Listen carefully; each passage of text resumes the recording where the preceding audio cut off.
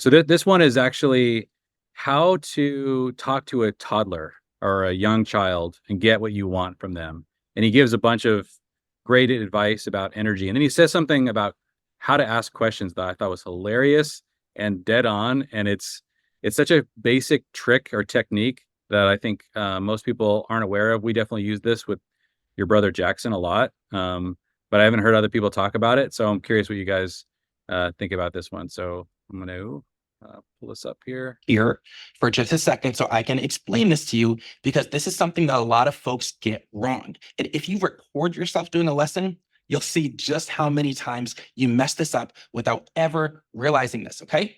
And it goes like this. There's three things we can give a child during learning time. We can ask them a question like, do you want to do the learning time? We can tell them a statement like, it is learning time. Or we can give them a direction that says, okay, tell me the first sound. Okay, so he's a teacher. That's the context of this, but this is just interesting. So first frame up is questions, statements, and directions. And so he's going to kind of talk through how to use each of these tools. With questions, we leave it open for whatever our kid wants to say. When we ask a question, what we're telling our kid is the answer is not important. You get to choose. Okay, so the point of a question, and he doesn't explain this perfectly well, so I just wanted to make sure you guys understand what he's saying here. The point of a question is to cause a child to think they have a choice when they really don't have a choice. What they're choosing is not important. It's not going to change in any kind of dramatic way what you're going to do. So here he goes. So I've got my bear, okay? And I start my lesson. And I say, okay, do you want to do your sounds today? Guess what? Bear now gets to choose. And bear can say no.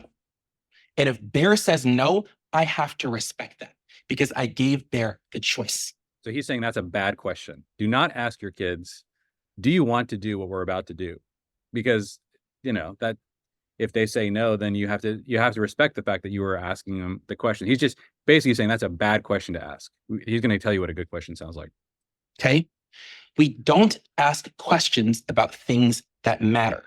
We don't. We give direction. Now, some of us, we think we're giving directions, when in reality, we're giving statements. We're saying, okay, it's learning time, and our kid is running away. Saying, okay, I've got the sounds out, let's go. The kid is jumping around. It's not going to work, okay? Statements are just that. It is literally something we're saying. It is not a direction. So if we've got kid here, watch the posture. Okay, just like this. So earlier he said really basic stuff like look him in the eye, make physical contact, and bring your body close to them so they can feel your energy. So he's already explained that, but this is the part that I find really funny. We're ready to go. We're going to give them a very clear direction, not a question, not a statement. We're going to tell them what's going to happen. Okay, sweetheart, we're going to practice 10 words.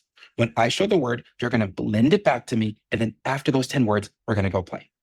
That is a crystal clear direction. And if you set up your camera and you count, literally do tally marks, how many times you ask questions, how many times you make statements, how many times you give directions, you'll see that you are probably asking the wrong questions and failing to give clear direction.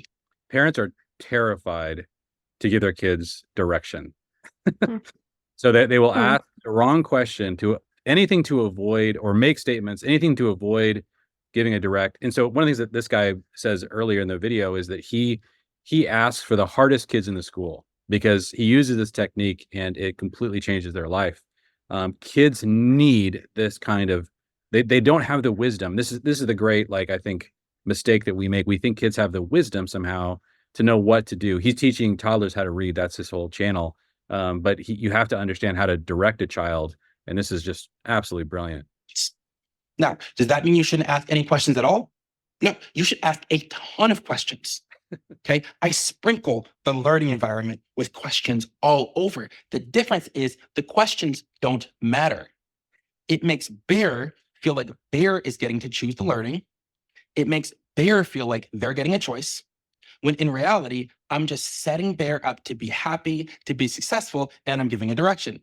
I might say, okay, do you want to start with this sound, or do you want to start with this sound?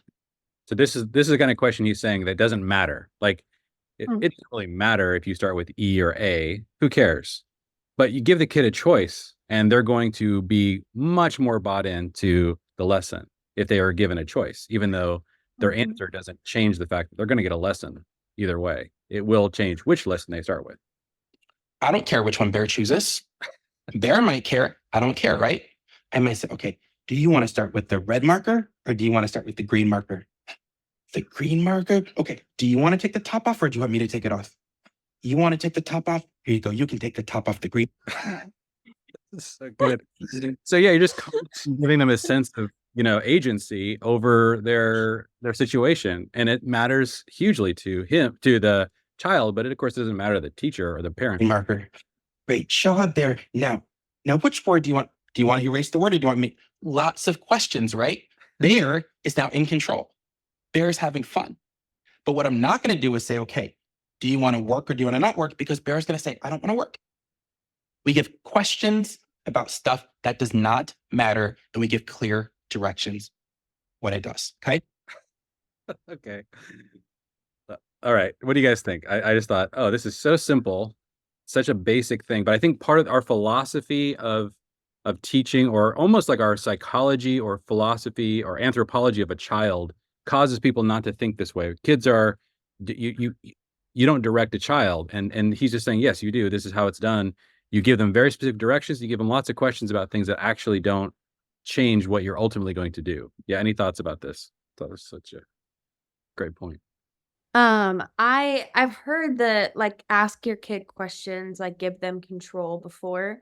And I've never liked how it's been phrased before because I'm like, I don't want to give my kid control, like they're not in charge. Right. And so I like how he's doing it in such a way that still gives them like the illusion of control without giving them any authority over how their time is spent or over what they are or are not allowed to do. Yeah. So mom would say that when when Jackson wanted to go to bed, she wouldn't ask him, "Do you want to go to bed now?" She'd say, "Do you want to wear your green jammies or your red jammies?" And the difference between "I don't want to go to bed" and so again, direction. We're going to go to bed, you know? Like you're going to go up the stairs, you're going to get in your bed. Would you like your green jammies or your red jammies? Like that is such a great way to do it. You don't want to ask your kid, "Do you want to go?" or make a statement. You give direction and you give a question about something that doesn't matter. It's so simple. I'm just like, we just got to spread the word about this because it is a basic tactic that is so helpful. Well, it almost distracts them from the thing they don't wanna do do because 'cause you're just Exactly. like, "Okay, it's time to go to bed," and instead of Yeah. giving them the opportunity to get upset about that, they're too busy thinking about what kinda jammies they wanna wear. Yes, yes. They're too busy themselves exerting their preference over something that doesn't matter, right? Um, but something that matters to them and makes them, and gives them that feeling of, okay, I do have some agency, and they do, but it's in a very tiny realm, which is the extent of the agency that they deserve when they're a 4-year-old, because they don't they don't have the wisdom to know what time they should go to bed, right? But they Mhm. have the wisdom to be able to figure out whether or not they want to wear green or red jammies.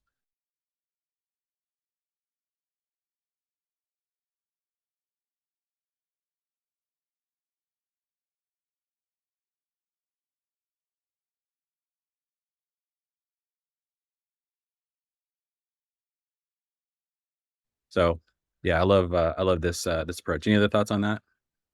Yeah, I feel like it's a very common gentle parenting practice to ask the kids the important questions. And it ends up ruling their day and not going where they wanted it to. And I feel like this is there. I feel like a lot of gentle parenting is coming from a good place and they're just like missing the mark.